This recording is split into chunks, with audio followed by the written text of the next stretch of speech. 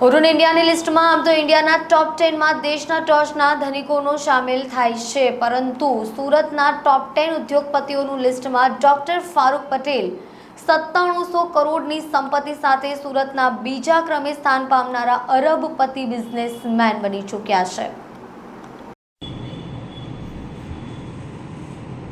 હુરુન ઇન્ડિયાની લિસ્ટમાં આમ તો ઇન્ડિયાના ટોપ 10માં દેશના ટોચના ધનિકોનો સામેલ થાય છે, પરંતુ સુરતના ટોપ 10 ઉદ્યોગપતિઓનું લિસ્ટ પણ સામેલ થયું છે। તેમાં એક તરવરતું નામ આશ્ચર્યચકિત કરી ગયું અને તે છે સોલાર કિંગ તરીકે જાણીતા બનેલા કેપી ગ્રુપના ડોક્ટર ફારૂક પટેલનું।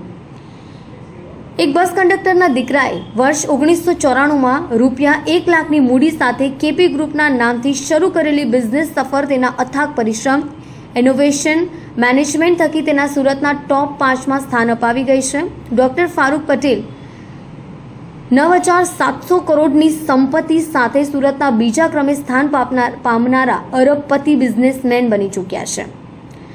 સુરતમાં કુલ 28 અબજપતિ છે।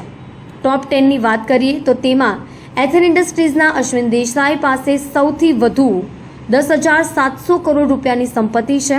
ત્યારબાદ doctor Farooq Patel KP group 9,700 કરોડની સંપત્તિ સાથે સુરતના બીજા ક્રમના અરબપતિ બિઝનેસમેન બની ગયા છે। તેમની company KPI green energy, KP energy અને કેપી ગ્રીન એન્જિનિયરિંગ પણ શેર બજારમાં સારું એવું પ્રદર્શન કરી રહી છે।